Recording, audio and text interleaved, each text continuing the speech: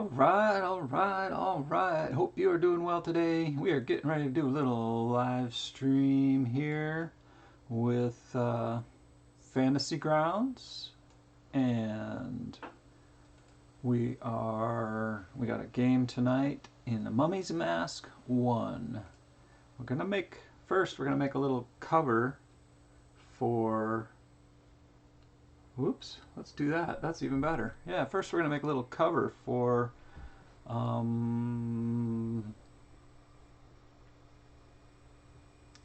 our thing. So here's an old cover.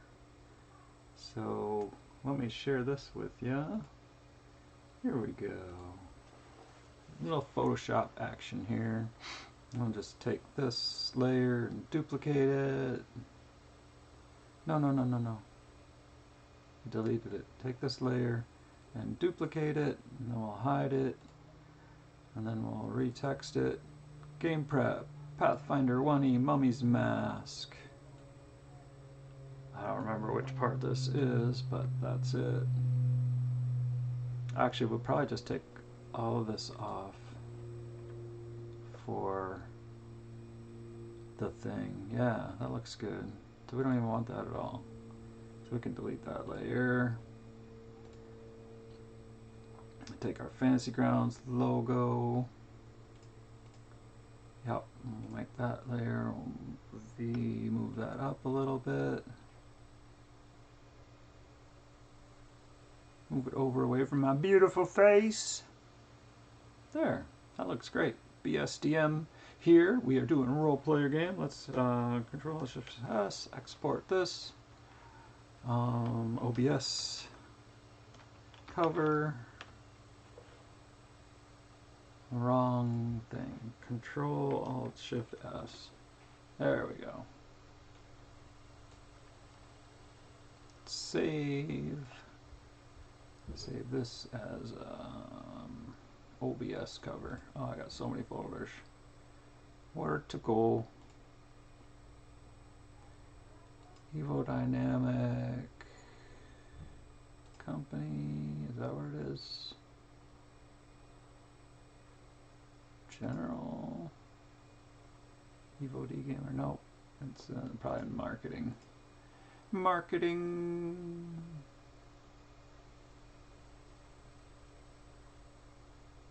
What? Oh yeah, company, marketing, Evo D Gamer, BSDM. Let's just call this a... Uh-oh, do I have an appointment?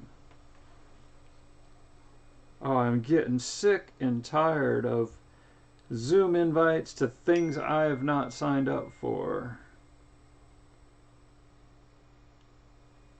I'm getting sick of it.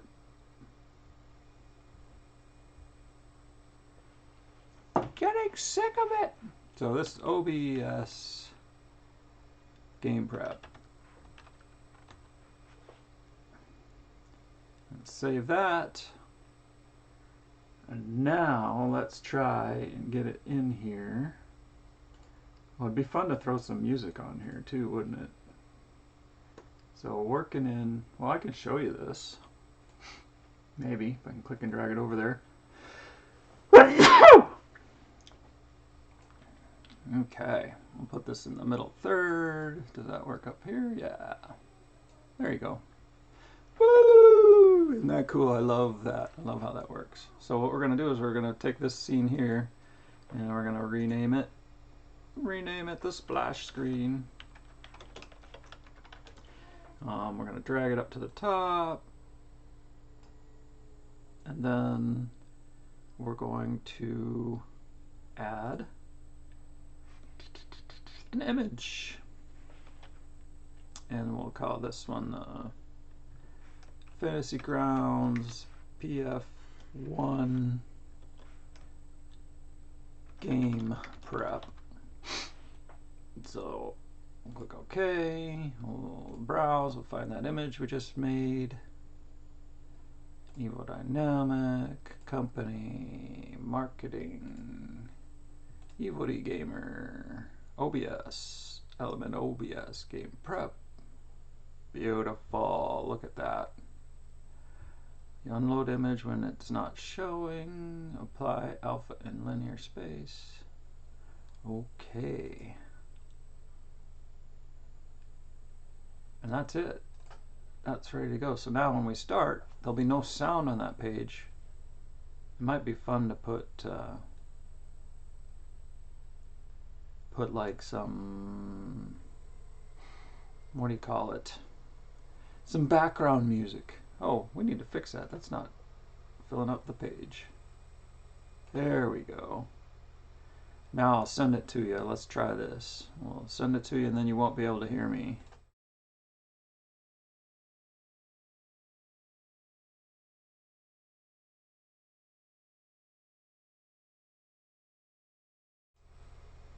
We can game prep on there. Doesn't say game prep.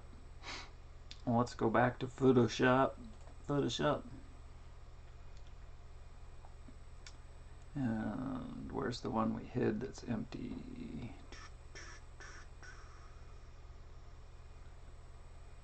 Oh, I deleted it. Druid spell mechanics, what's that look like? Oh, that's good.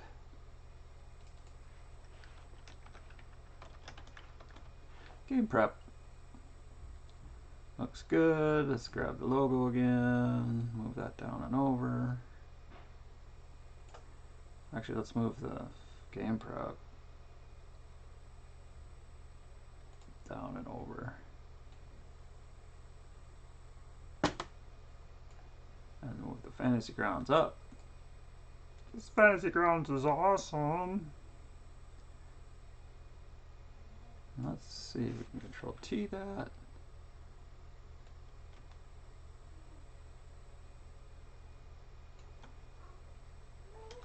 There we go. Does that have shadows? Yep, it has shadows on it. That's why it's so poppy and crispy. Alright. So now we got that. Control Alt Shift S. Save it again. Give it the same name in the same place. OBS Game Prep. Replace that old one. Now let's see what we have in OBS. Oh, cool. It automatically updated. So that's really sweet. So now I'll show you that quick.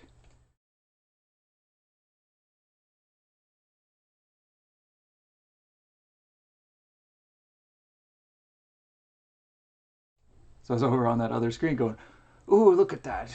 Me and my thoughtful look. And you couldn't hear a word I was saying because I didn't put a microphone on that page. I think I might want a microphone on that page. Let's put a microphone on that splash screen. So here we just go add audio input and the Logitech audio. Now let's test that out. Go over to our splash screen. And you can still hear me with my thoughtful look on my face and everything working out really great. All right. Okay, let's get into this. We've got our game tonight in Mummy's Mask, Episode 1, Module 1. I guess it's, what do they call it? The Path 1. So, let me put you aside again over there. And first thing that's going to happen is we got to update Fantasy Grounds. You know how that works. I'm excited about the new menus coming up. Those circle menus are just, they just aren't all that. I'm just not really sold on them. So they forecasted last week sometime a kind of typical drop-down menu that'll drop down in Fantasy Grounds for you, and you'll be able to check it out and actually have the words with it without doing all the hover rigmarole. So that'll be cool. So Fantasy Grounds loaded and ready. And I don't think I have a screen made for this, so I always got to maximize my game screen when I go into my game campaign, because if I don't do that, oh, I wonder if my home campaign's even updated.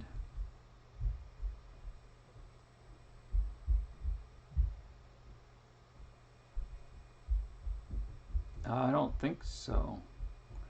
We gotta do that first. So we can open, oh, they took away our folder buttons. Where's our folders? Lobby connected. There used to be a button on here, create campaign, join campaign, credits, settings. Oh, no, no, no, no, no. What? Oh, settings.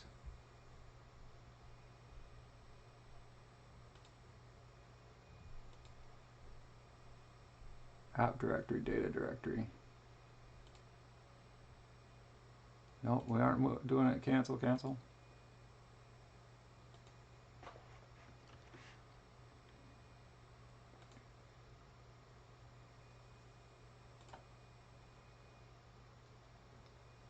So we don't even want to launch Fantasy Grounds. Can we close that? So we want to go to our data folder. Are you with me? You can't see any of this. Here, there you go. Now you can see it. Go to my data directory. And this is my weak computer. My beefy machine is gone. So we got our campaigns here. And my other computer's at the shop because the AIO, isn't that cool? AIO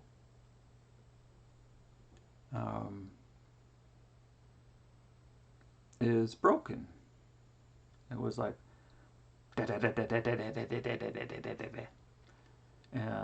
everybody's like, oh, it's your fans, or it's this, or it's that, or it's the other thing, and you're all wrong. It was what I thought it was. It was the fan, the motor, the water pump on the AIO. AIO, all in one. Like, that's a horrible name.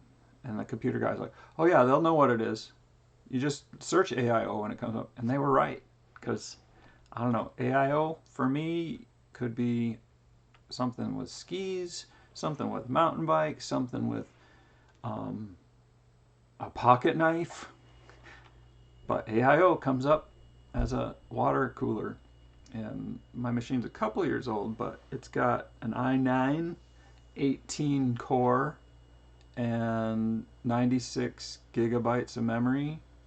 So it's a beast. That's the best way to say it. It's just a beast. It can do the heavy lifting. All right, did that twice. Thank you very much. Let's come over here. Personal D&D. You see this? Yeah, you can see this. Fantasy Grounds. Backups. Date modified. 3/23/45. Mummy's Mask, Line of Sight, Extensions, Campaigns, BSDM. That's the one we want. Let's open that.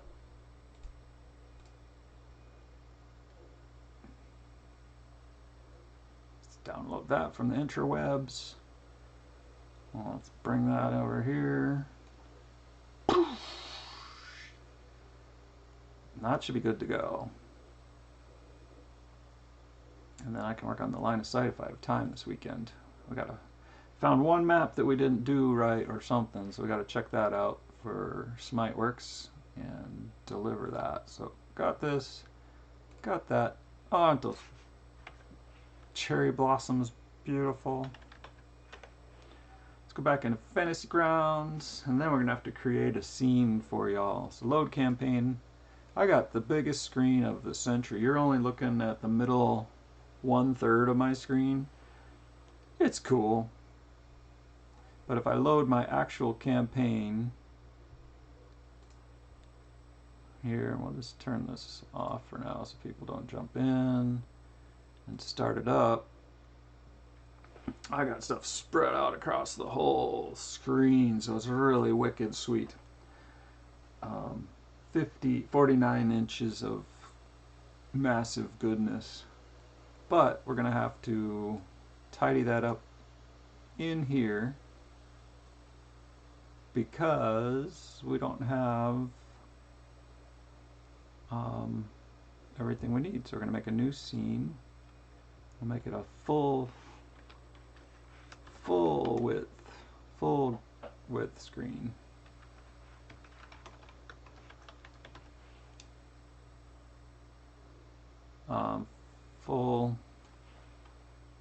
Full in me. Full in me. So we'll take that full in me, and that's just like gaming and stuff. So you can see, there we go. Now we got full in me, and we need to add some audio capture from the same microphone that we got. So we got audio on the full in me. And then we'll add a screen display capture. And I think we just want the regular display capture. We should have renamed that. Can I rename that here? No. Display capture. There it is. The full enchilada.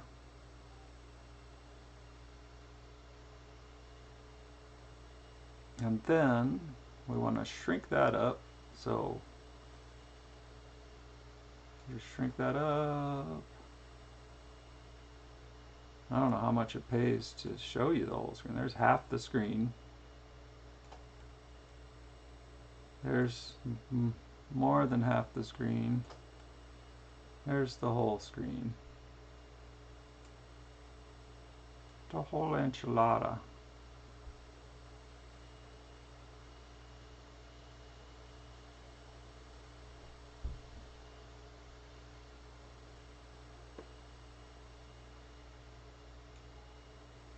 I wish this could, I guess it can. Boom. Get that just right, and then bring it down a little bit. And here it makes it easy to do other stuff like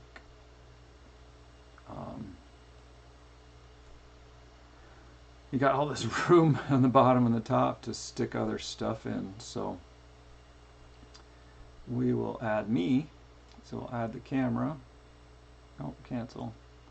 Add the camera. Video capture device in our Logitech 920.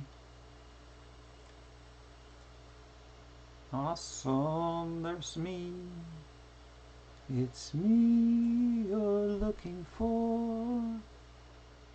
Alright, so now you have, oh weird, look how much gap there is up there now, and then over here there's not as much gap. That's way better. BSDM here, making my layout. So I don't know really the best way to do this. You're gonna have to have like a giant screen to watch this real well. So let's take a test look at it. Here we go. Ready? Full in me. Transition. Boom. So that's it. I'm gonna get this out of the way and put it on my other screen. I'm gonna take my stream information over there and my stream chat over there. And you can see I usually do the map on the background full blown. So they're on the second story up here. They just, oh shoot, yeah. There's these two guys here. The Imanish. They're only CR2, but they're being a little annoying. They made a image go down the stairs and go outside where the centipedes were, and they got attacked by centipedes. And now they were taunting the party a little bit more as invisible things, I think. So they used visibility at will. They used their minor image. I probably exaggerated the minor image.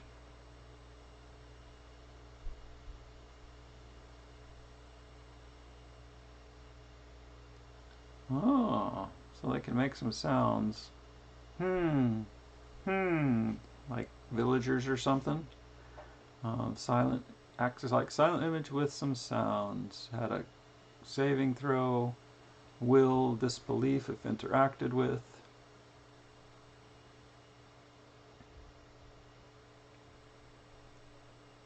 And a bit of fleece. So they cast this minor image, and they made this maiden walk by the door that was open here. You can see these two doors are open. This is the master bedroom of the estate.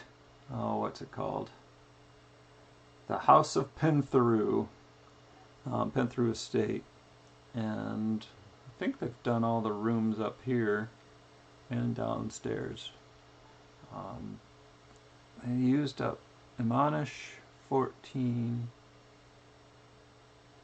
Let's grab this one too. Or is that the one I already grabbed? And Shushim. Shushir. I can't read that font. That font stinks. And so there's two of them. I got it. You can see 1, 2, 3, 4, 5, 6. We got 6 in the party, so I've doubled. I double the monsters typically. I just throw them in the tracker twice, and then like move and duplicate them. So these two are invisible. They found this secret hidden locked chest. Oh, it's locked. Interesting. Yeah, all the locks on this are not unlockable. I keep running into that. The map is unlocked, but the interaction with this doesn't seem to work. Lock. Yeah, we still don't have the new menus yet. Lock tokens, drawing, layers, view. Lock tokens. Is that the same as that? It is. Sweet, that's way better than finding this little button up here. Unlocked, or lock tokens. Toggle token movement. So, detect magic, constant, charm person, they did that. They tried to do that once or twice. Suggestion, commune. I thought there was something else fancy they were going to do. Poison. I've got something in my notes. Somebody's sick.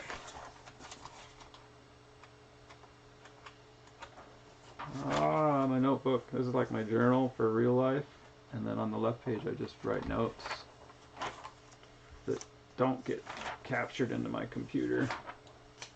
For our last gaming session, somebody got contaminated by a bite. Lishka, 2 o'clock. Varguil poisoned, and Blade. Lishka and Blade at 2 o'clock. What time is it now? Is that 7 o'clock? 9:44 a.m. They were talking about going back to town because they used up all their spells this morning. That must be 7 o'clock. Lishka got bit, and Blade, Red Pool, got bit. So they're Varguil poisoned. Do I have a Varguil? So these guys are all about messages and secrets.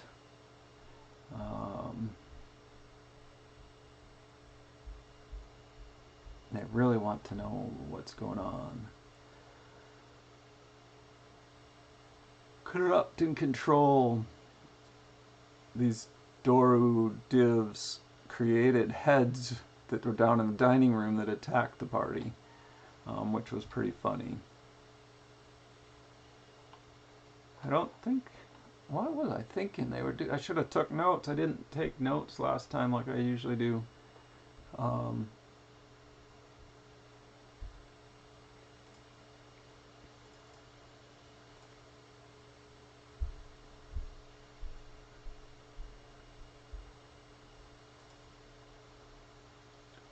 So they used up a lot of stuff. Xander tried to get in favor with the acolytes. Xander zealots. Branded foreheads from the mirror Ivorson, Shavrak, and Xander. And then last time,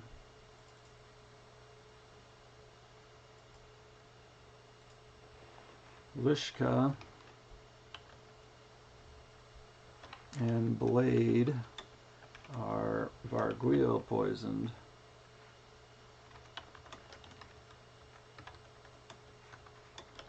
From 7 a.m.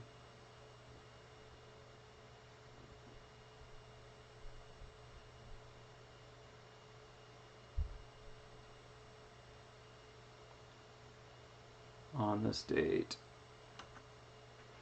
Varguil.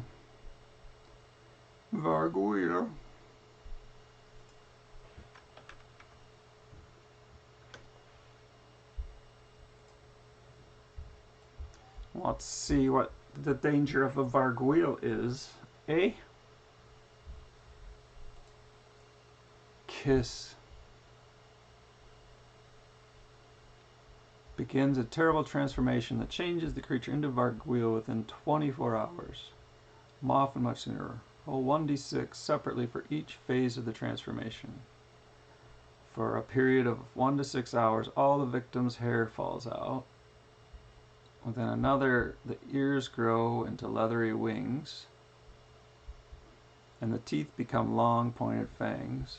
During the next, the intelligence and charisma drain to 1 point per hour to a minimum of 3, and the transformation is complete 6 hours later, where the victim's head breaks free of its body, which promptly dies and becomes a Varguil.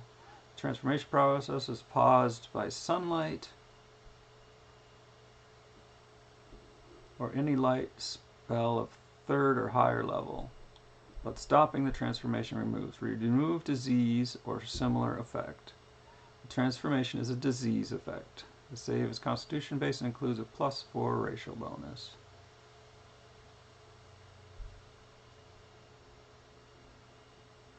Poison, shriek. So a couple of them got affected by the shriek. So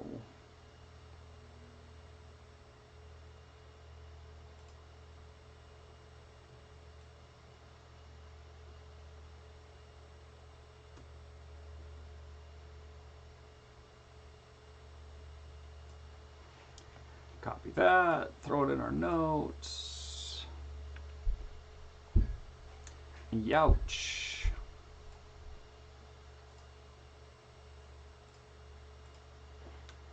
Push that back. So these guys are going to have different timelines.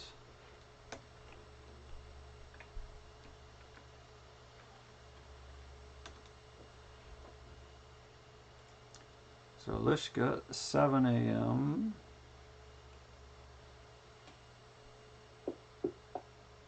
+5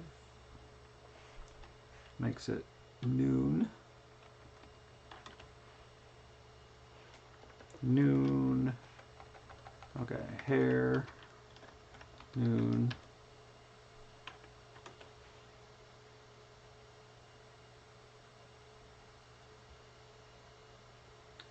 Ears. 6.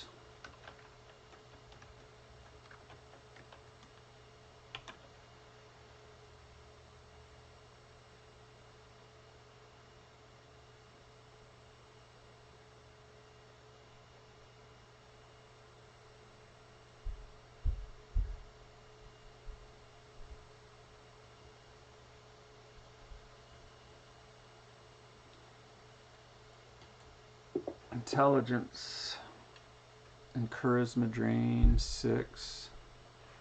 Midnight.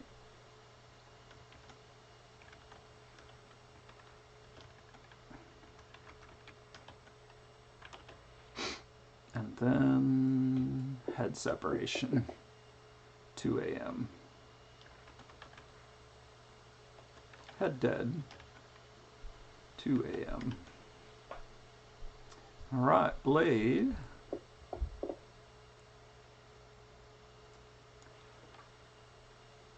is hair Oh, we'll just say at 11.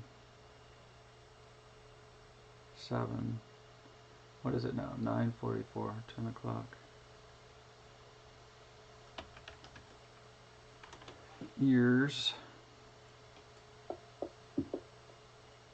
Ooh.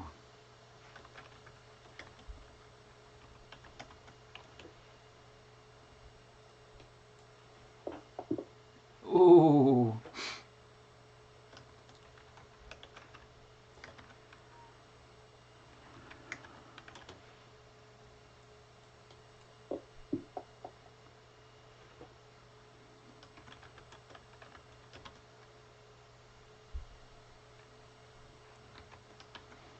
So Blade is on a bad path to death. Oh, 4. He had 4 hours on the first one. So that's 11 a.m. 11 a.m. Noon.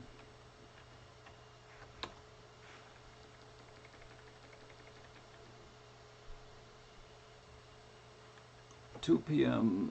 and 6 p.m. Yowza! The party's gonna die. The party's... Hey, Shadow. Sorry I didn't see you over there. Thanks for stopping by. The Shadow Legion. Alright, so Lishka, the... what is she? Catfolk sort of person, and Blade Repo have Varguil poisoning. They are suffering. Their hair is falling out. It's 9:44 a.m. and got all those notes down, so we are prepared for that. I'm going to keep these notes out because we'll need them tonight at the game. Varguil. I don't think the Doro divs are going to do anything. If you have anything creative for the Doro divs, they may try to... Well, they're invisible. I wish you could like charm and stuff from invisibility. Or suggestion. The Doros are divs that whisper in the night, follow inspiration that drifts in the fair fetid winds, the messengers of pretender gods. Yeah, they're just CR2. I don't think they're going to be too special. They're going to try a charm person right away. Yeah. So this one's here. Blade's getting sick. There's the Stegosaurus, the wizard. That guy. And that girl. So I think we're good. They're gonna do those spells and try to do that. Then I think the party's gonna go back to town at 9 in the morning, which is probably good because they're gonna have to deal with the Varguil poisoning.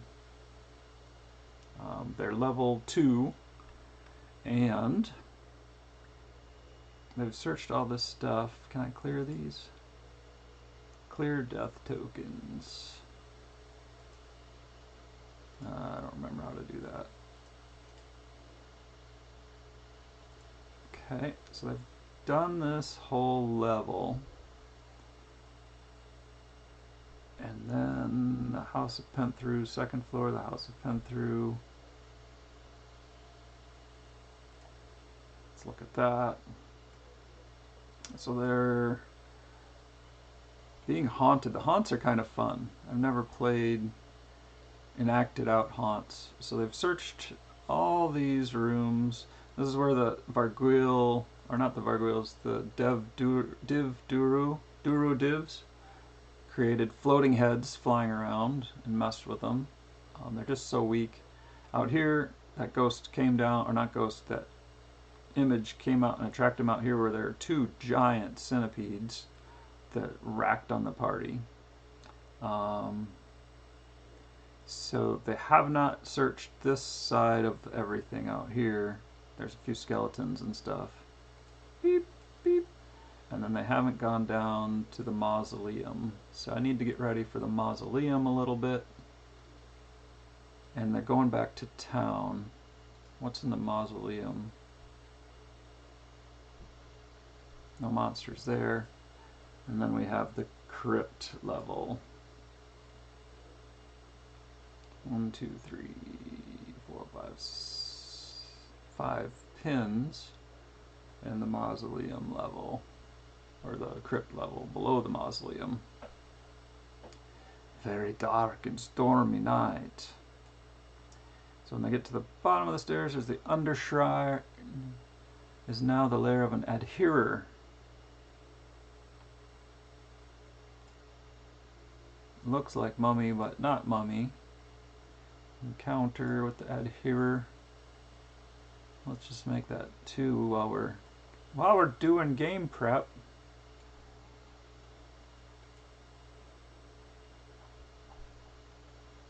Let's just make that 2.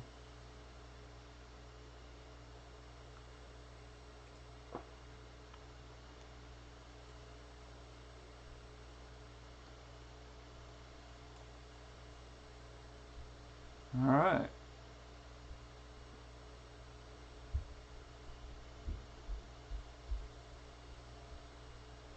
The Undershire is now a lair of an adherer, a horrid once human creature that has taken refuge here. The adherer is a hunter, though it goes long periods without feeling the need to find another victim.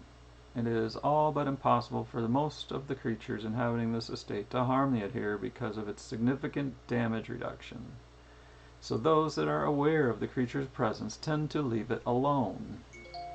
Hint, hint for the party. The adherer resembles a mummy wrapped in dirty linens, particularly dark, dim light. The PCs might very well mistake it for an undead mummy until they engage it in combat. Otherwise, the PCs were very stealthy during their descent into the crypt. The adherer is likely alert and ready for intruders. Well, they're not very stealthy in typical fashion, though if taken by surprise, it might be resting atop the altar, making it appear even more like a mummified body. I bet they don't show up in pairs or anything, huh? Armor class 17, DR 5, nothing. Spell resistance 14, and they have a special adhesive. That's right, they stick to you. And they have a stealth 4.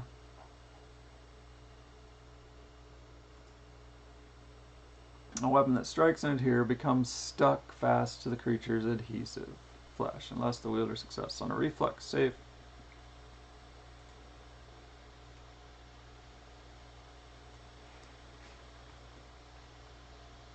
A creature adjacent to an adherer can attempt to pry off the weapon with a strength check. I just like to bolden these up a little bit to help me see them.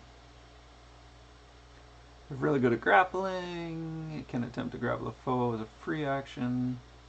With a natural attack or an unarmed strike, does not gain the grappled condition, nor does it provoke attacks of opportunity. That's sweet. Fire can temporarily burn away an adherer's adhesive coating whenever an adherer takes at least 10 points of damage. It loses its adhesive special quality for 4 rounds. Universal solvent. Alchemical solvent or a similar fluid removes the adherer's adhesive quality for an hour if it fails a reflex save. That's for him, so I'm not going to do that. It makes the save. The adherer's skin loses adhesive quality for a while. The adherer can release anything stuck to it as a free action. Okay, I'm going to unstick you. Mummified corpses. Though once human, forgotten all traces of humanity. What's their movement? Are there any spells or anything? No. They just stick you up and beat you. Stick you and beat you. Adhesive, the DR, SR is helpful. +4. +15 to grapple. Oh, of course. CMD, CMB. You can't click that. That's too bad. Agile maneuvers, combat reflexes. So combat reflexes gives them extra attacks of opportunity. I thought I had my water here. Here we go. We got water.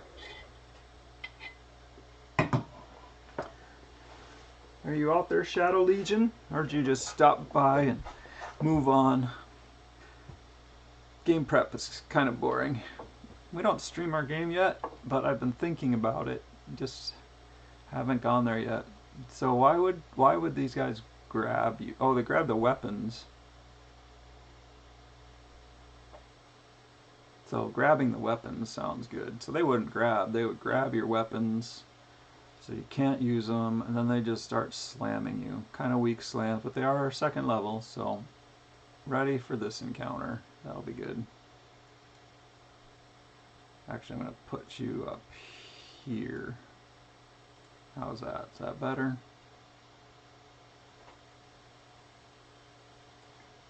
Why aren't these showing? Is the map blocked? Why aren't these showing? I just have to safely assume there's two. Oh, I like that. They put this thing on the stairs like I do. Alright, get that out of the way. And the stairs. Trapped staircase.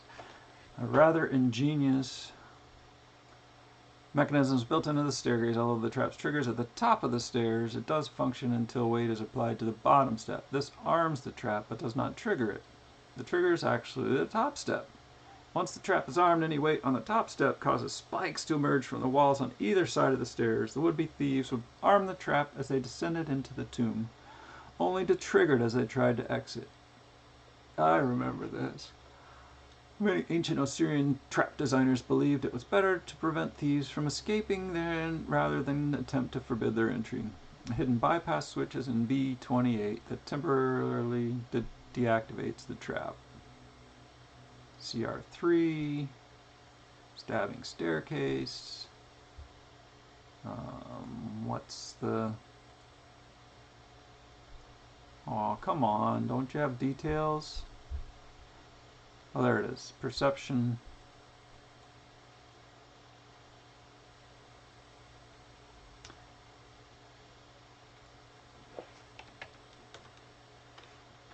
Perception. Control B. Perception. DC 25. Disable device. DC 20. Okay, that looks good.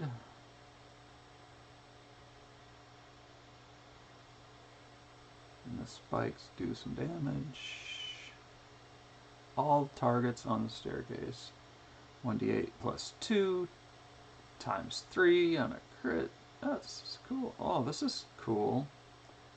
Oh, okay. It's a creature template. I've never used these before. I've just used them out of the text. Well done, whoever put this module together. Well done, I must say. So we are preparing Mummy's Mask for game night tonight.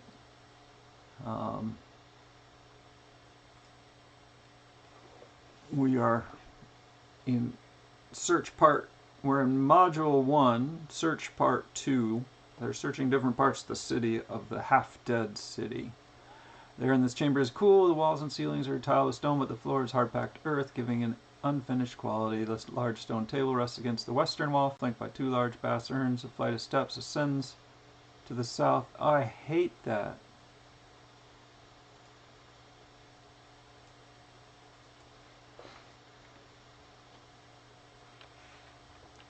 You descended a flight of steps, entering from the south, while two passages lead north and east out of the room. Penthrood the Younger was laid in state and mummified in his chamber. The bypass switch for Beast 27 is hidden in the torch holder in the southwest corner of the room. It can be discovered with a DC 25 perception check. I like that.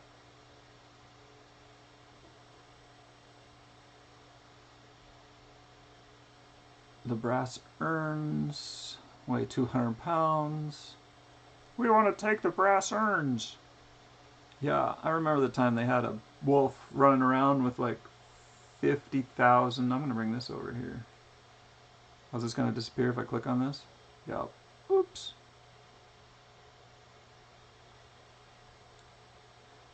They had like hundreds of javelins and stuff. It was like crazy. Oh yeah, I forgot. We can put the stream chat right there.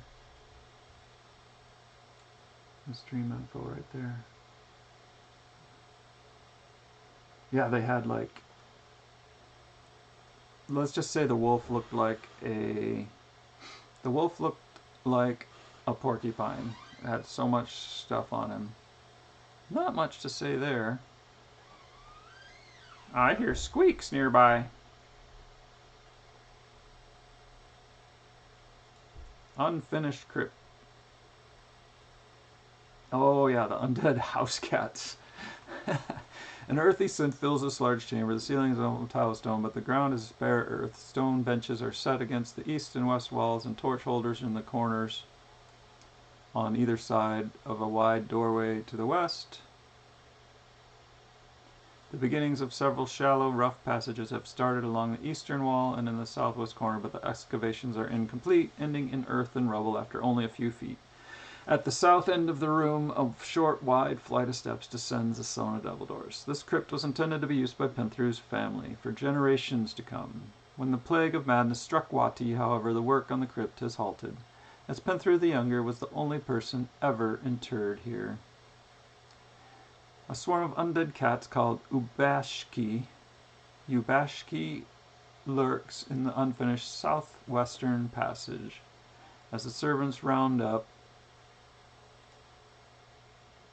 a swarm, two swarms,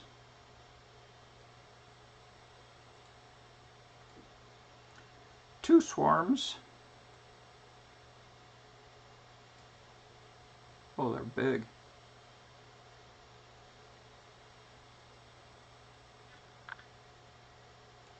I don't know if that'll work or not. We'll go with it. Now I lost everything. Now I've lost it all. As Penthru's tomb was being completed, his former servants rounded up his pet cats and a few strays from the neighborhood and killed them to serve their master as guardians and sentries in the afterlife. Recently, the negative energy and wickedness now inhabiting the house of Penthru has caused the cats to stir, creating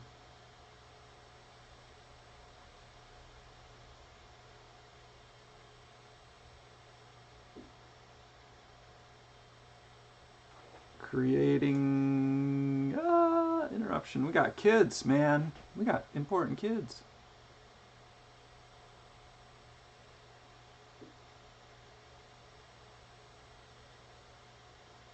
Wickedness now inhabiting the pen caused the cats to stir, creating a swarm of undead cats. When the living creatures enter the crypt, the Ubashki swarm spills out of the cramped space like a waterfall of hairless feline bodies spreading out to advance on any trespassers.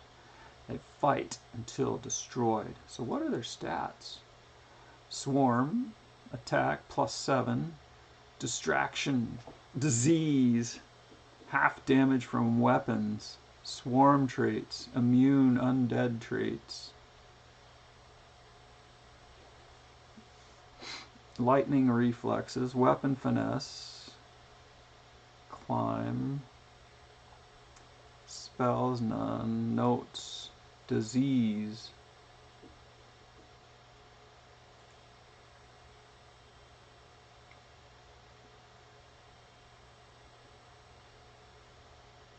Lost Kingdoms.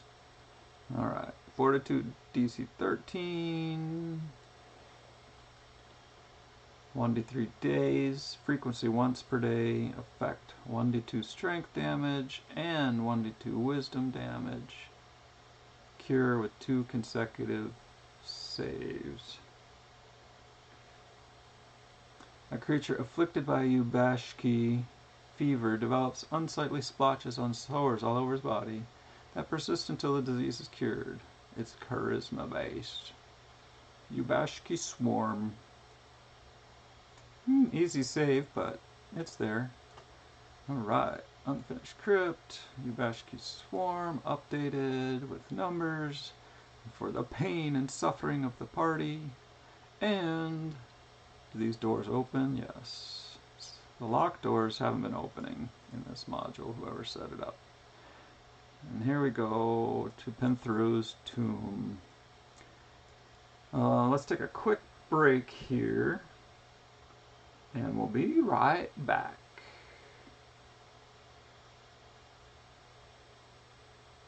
I need like a countdown timer. Is there a timer that I can add on here? Timer? Not really. We'll be right back.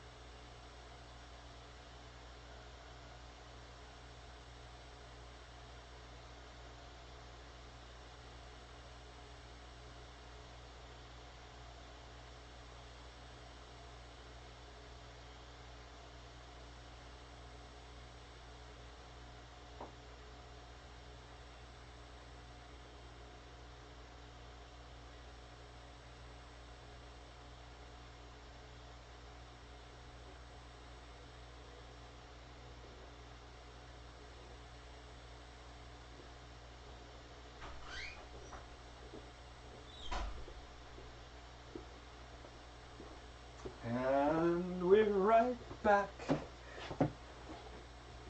Part of game prep, you know, is setting up play dates for the kids so that you can go out and play, so you can stay in and play. Penthru's tomb. A stone sarcophagus is arrived atop a stone platform occupying the southern end of this room. The lid of the sarcophagus bears the likeness of a man, as inlaid with gemstones and trimmed in gold. Two lacquered benches run parallel to the east and west walls, just north of the platform. Hieroglyphs line the walls of the chamber, and the stone torch holders are set in all four corners.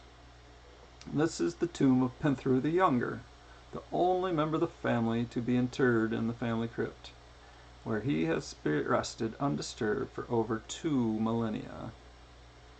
So that's like non-player information. but I'll leave it in anyway. The hieroglyphs on the walls tell the story of Pinthru the Younger, an ancient Osiriani, starting with the elevation of his father, Pinthru the Elder, to nobility. His subsequent death, and Pinthru the Younger's inheritance of his father's title and lands. The story boasts of their prosperity and success as land managers, the justness of which the family lived their lives, and the care with which they treated their slaves and servants. The text calls upon the gods to smile upon the Pinthru the Younger and bless him with a good and just life in the great beyond. But they also have a mummified guardian, a cat mummy. This sounds fun. A cat mummy. Mummified house cat, dried and filled with sand and bound in linen wrappings, appears to be nothing more than a family pet buried alongside its deceased master. For more than a mere pet, however, the mummified guardian protects and preserves the corpse, interred within, and acts as a guardian against grave robbers, looters, and potentially driving such trespassers toward more dangerous defenders or traps. When placed inside a sarcophagus or coffin alongside a dead body and activated, a mummified guardian also infuses the corpse with positive energy, preventing the body from being turned into an undead creature as sanctified corpse.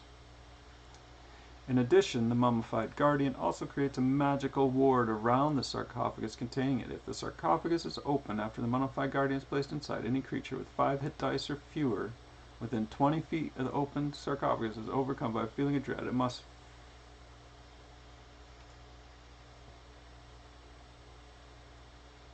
succeed at a DC 13 will save or be frightened for 3 rounds. On a successful save, the creature is instead shaken for 1 round. This ability functions only once. Once triggered, the mummified guardian retains its sanctified corpse ability. This reduces the price of the mummified guardian to 3,000 gold pieces.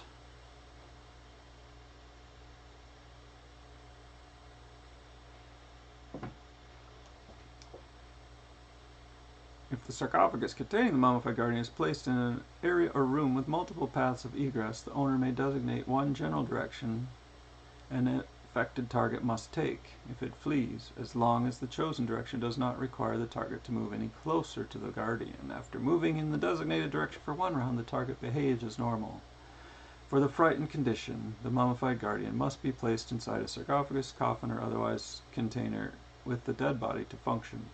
Although cats are most common, mummified guardians can be created from the mummified remains of other small animals as well. So am I going to stick 2 of these in? I don't know. How many hit points? It's just an item. It's not even an animal. So no, I'm not going to stick 2 in.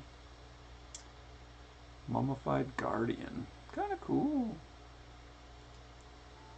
Alongside Pinthru's mummified body is the sarcophagus of a small cat. It was placed here to ward off intruders from Pinthru's corpse. The PCs open the sarcophagus and are affected by the mummified guardian's scare ability.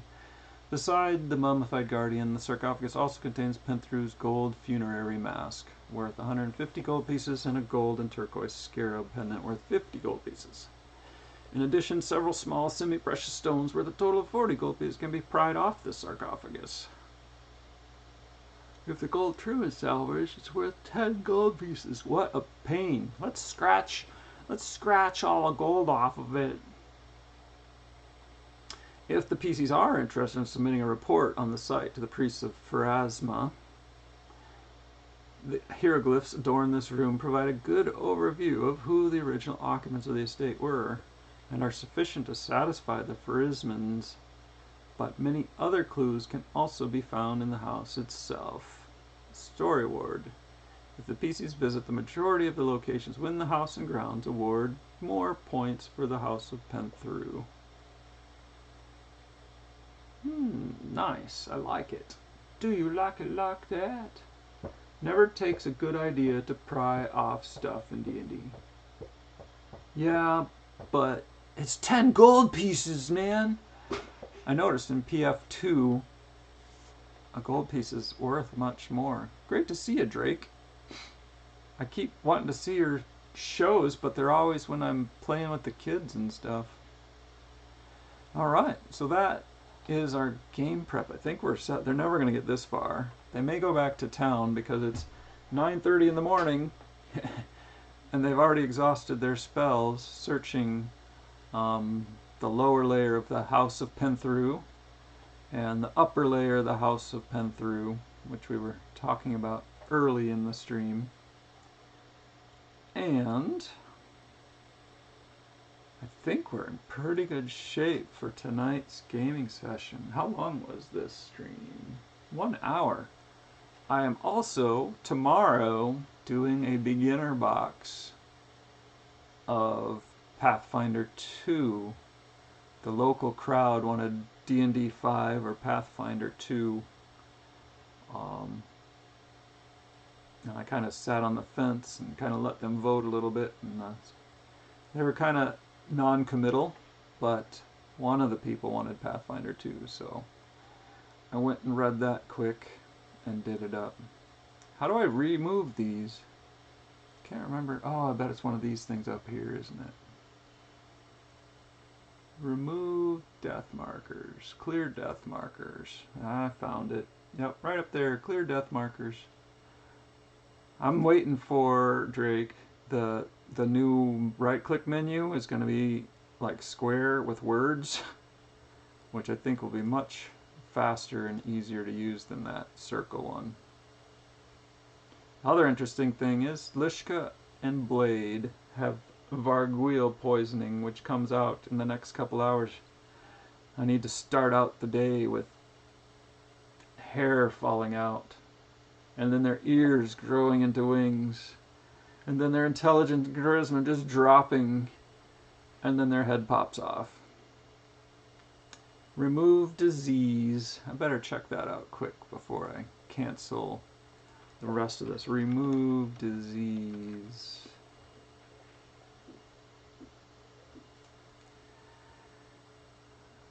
I would think a heal. What? This is level 3. I would think a heal would fix that too. But they're level 2 characters, so they won't even have a heal spell. Oh yeah, I hate the radial menus. Prepped for Curse of Strahd. Oh, you're doing Curse of Strahd again? Or you're still going?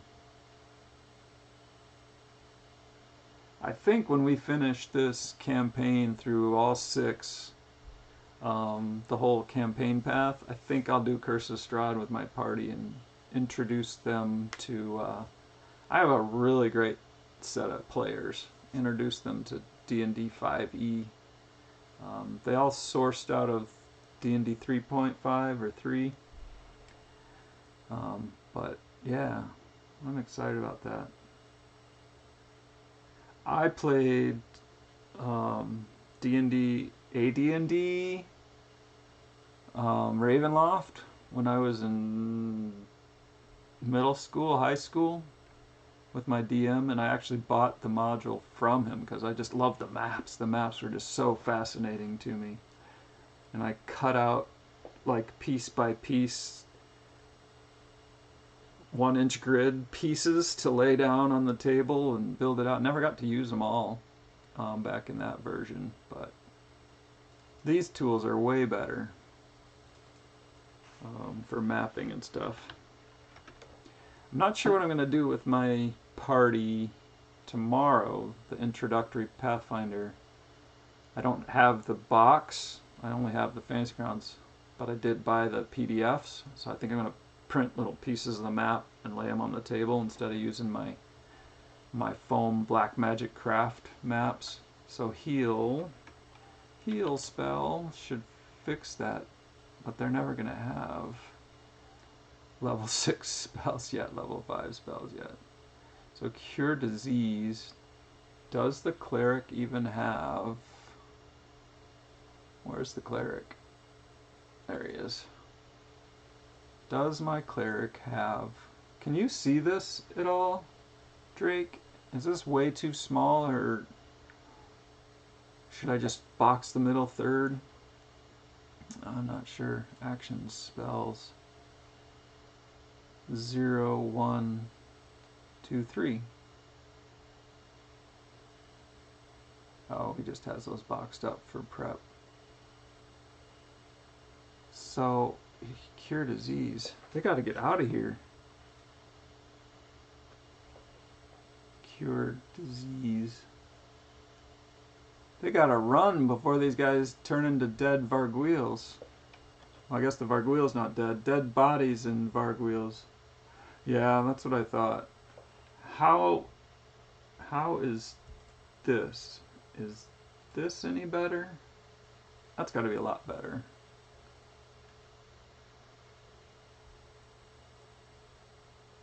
And maybe that's just how I roll.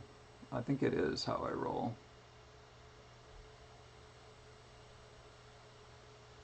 I guess I could make it even bigger if I tweak it around a little bit, but cure disease. So they don't have cure disease.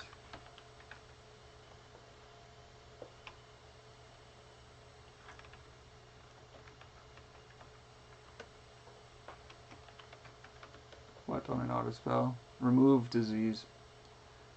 I don't know how to spell cure with a R-E-M-O-V-E. Thanks, Drake, thanks.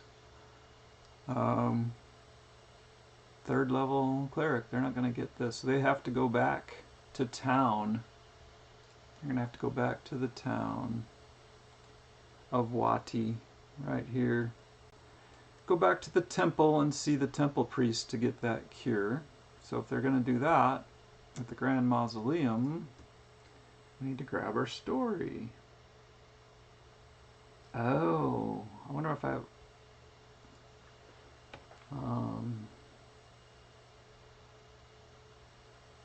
I forget, is it /UI?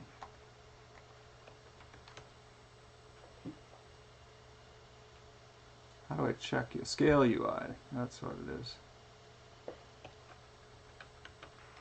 I don't want to do it. Oh, it's 100%. 130, that makes a lot of sense. I hate it because I got this special layout. Because I got my chat here and my combat tracker here. And then if I open this without it maximized on my screen, it jacks everything up. Everything's thrown to crap. They need a few more responsive settings in here. So they're going to have to go to town, get their cure disease, remove disease from the priests. Got him out of the way, got him out of the way, Manish out of the way. Who's that? Echoes of Confusion.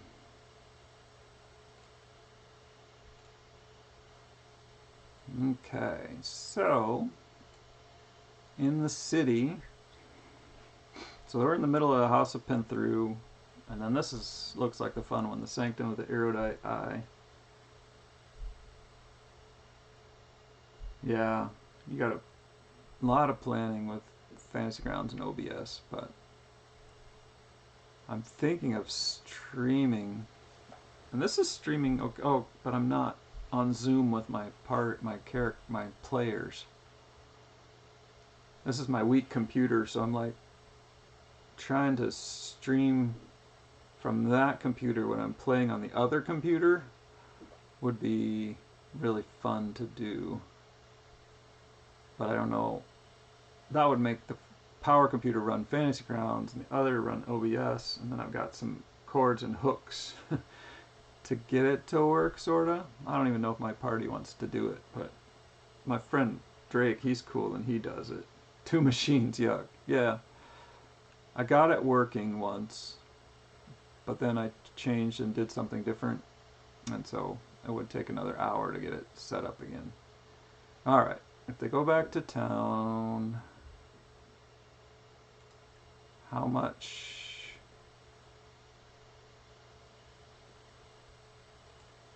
How much are they going to have to pay for this? Oh, yeah. That's just a standard rule thing, right? third level spells. You know, one of my favorite tools, Claude.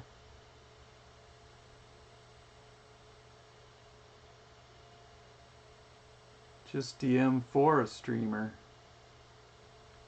Ah, that's a good strategy. What does a third level spell remove curse cost in PF1? I love AI. It's a third level spell for cleric. If you're asking for a constant service like in a temple, it would cost 150 gold pieces, which is calculated spell level times caster level. Minimum of 5 for this spell. 3 times 5 times 10. 50. 150 gold. So I think they have that. Let's quick check. Party sheet. Party inventory. Huh, it's almost all their gold. It's half their gold. But they got some platinum, so they can afford it.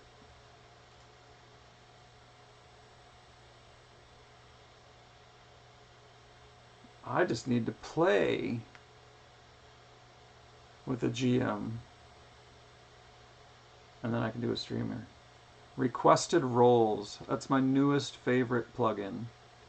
You pick the party member, you set the role thing that you want, whether it's a skill or just a die roll, a save check, wisdom, or skill check,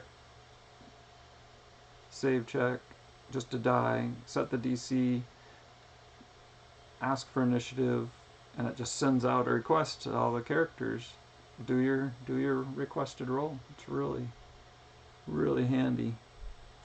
My player, who is a DM, loves that one and brought it up to me. Alright, so they can go get cured for 150 gold. And maybe if they bring back lots of good information about the House of Pentheru, they could get a discount. Got to overlap these windows. I don't know if you can see that. Nope, not quite. Just right, so that I can get to them. I got my skills. Let me see. Let's make a new screen. Duplicate. And let's call this right. Third and me.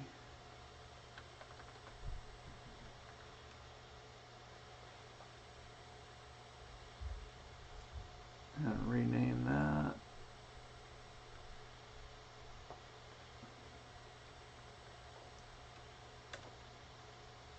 So here we go. We'll just make a new screen here. Right, third, and me. We'll take this guy.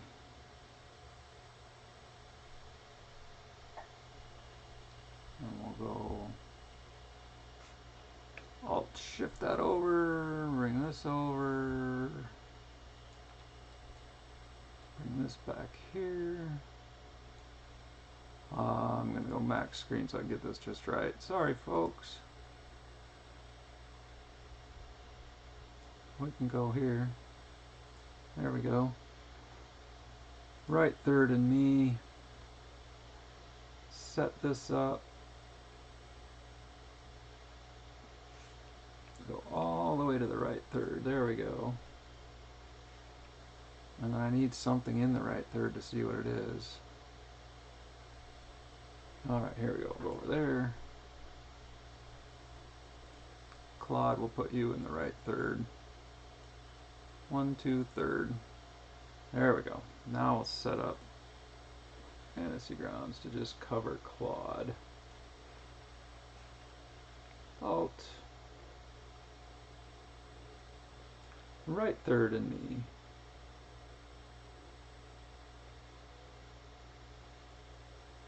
Awesome.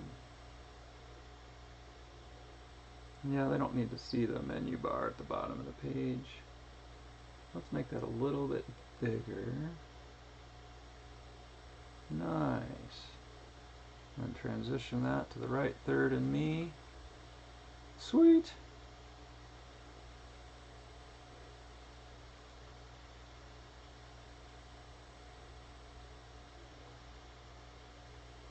Yeah, exactly. It's cool. Push it to the player. So now you can see the right third of me. So I've got my skills, my spells, my story, my images, my items, my NPCs, and then I've got my book and my other book. And then when I bring up a little story, I try to put it here so it's overlapped outside of both of those so that I can still grab it. And same with the creature when I pull the encounter up and start pulling up. I could pull up, get those on the thing, close that, and then when I pull up a creature, you can see that's right where he was, right? Right in that zone of overlap, so I can go between the windows and still see everything. So even with a huge mofo screen, there's never enough space.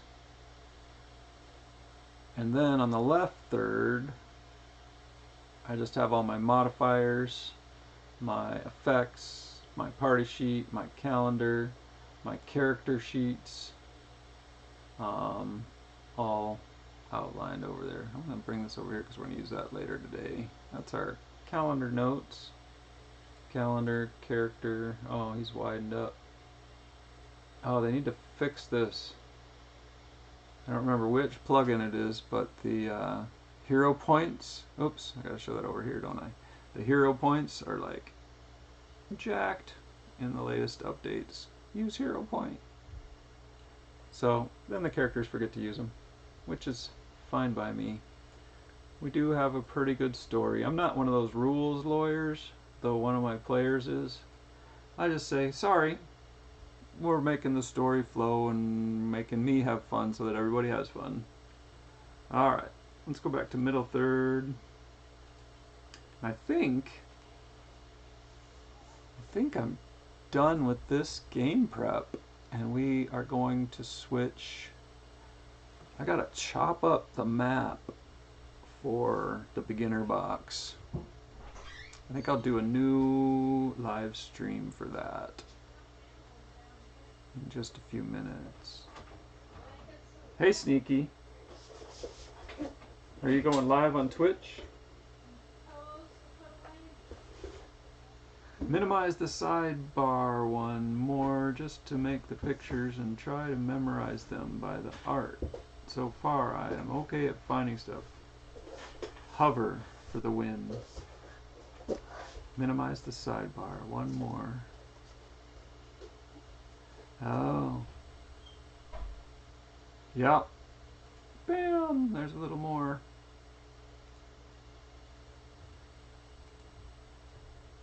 I'm doing good. I've been recently playing with the map on the full background, which has been pretty nice. And I had to move it to the middle. I actually had it off to the side, but I like that feature of center the map on the active initiative person. So this is the middle of my screen, so that works pretty good. Oh, yeah, this is the middle of my screen. So I think we're going to call this quits. We'll be back in a couple of minutes as we shift to in-person game prep. And I'm going to use Fantasy Grounds as my book and resource, but we're going to have printed out things and Pathfinder pawns and stuff in the next stream. And I haven't used the quick launch bar at the bottom very well. That's another good thing to use. But we move so fast that it doesn't matter so much. So